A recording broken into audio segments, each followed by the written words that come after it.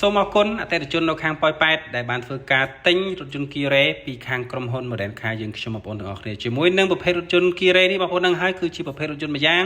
ដែលមានការសន្សំសំចៃខ្ពស់ហើយចង់ជម្រាបជូនបងប្អូនថា Kia Ray មួយគ្រឿងនេះគឺជាប្រភេទបាទ Land Full Option បាទ Option គឺពេញតែម្ដងបងប្អូនទាំងអស់គ្នាជាមួយនឹងបាទរថយន្តមួយគ្រឿងនេះគឺយើងធ្វើការដឹកជញ្ជូន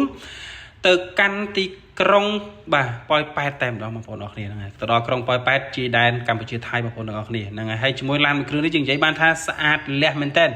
ផ្ទៃខាងក្នុងបងប្អូនអាចមើលបាននៅមិចធូរីខាងក្នុងហើយចង់ជម្រាបជូនបងប្អូនថា Kia Ray នេះគឺជាគ្រឿងចុងក្រោយហើយដែលយើងលក់ជូនអតិថិជនរបស់យើង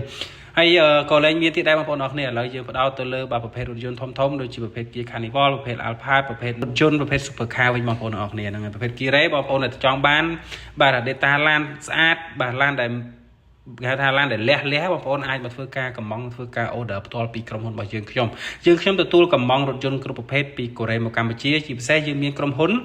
ទាំងនៅខ្មែរនិងនៅកូរ៉េបងប្អូនហើយជាមួយនឹងក្រុមការងារដែលនៅប្រទេសកូរ៉េគឺសុទ្ធសឹងតែក្រុមការងារដែលមានបច្ចេកទេសគ្រប់គ្រាន់ក្នុងការឆែករថយន្តជូនបងប្អូនអរគុណច្រើនបងប្អូនអរគ្នាឥឡូវនេះ Kia Ray របស់យើងចេញដំណើរបាទទៅហើយបាយបាយសុខសប្បាយបងប្អូនអរគ្នាហេងជូនពរចាស់ឡានឲ្យហេងបាយបាយ